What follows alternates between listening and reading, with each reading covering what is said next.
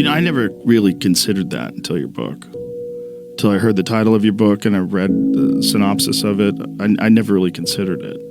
I never considered that thinking about your problems all the time and talking about your problems all the time literally make the problems grow. That's right. I mean, it's the number one symptom of depression is what they call rumination, this pathological obsessing over your pain. Yeah. That's why stuff like exercise, that's one of the reasons, aside from chemical reasons, one of the reasons that doing anything, that running errands is good for your mental health, getting out of your house and accomplishing anything is good for you. But sitting around talking and thinking about your problems, that's a bad habit. And the best cognitive behavioral therapists and others, the dialectical behavioral therapists, the ones who do really well with depression, the first thing they do is try to break that bad pattern. But a lot of therapists just indulge it. It's a luxury that's provided to you by a life that's fairly safe.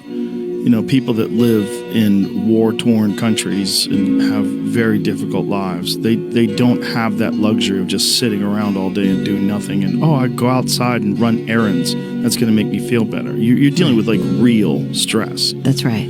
And I think that there's an expression that someone told me once, and I say it all the time.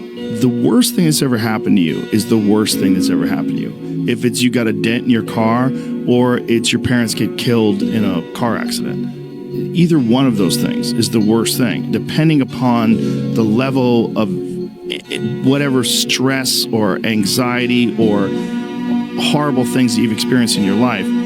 That sort of measure, that's your watermark for what you can and can't tolerate. That's right. And what we should be telling kids is that the amazing story of human history is of resilience. It used to be the case that people lost a sibling. That was common. People lost a parent. That still happens, right? These things still happen. And the amazing story of human history doesn't mean it's not painful, but of resilience. They get on. They aren't permanently suffering with mental illness or mental problem. They form families. They are responsible in their jobs. They show up for work. They can be depended on by their friends. That's the story of human survival and resilience. And unfortunately, we're telling kids, no, you've had trauma. Yeah.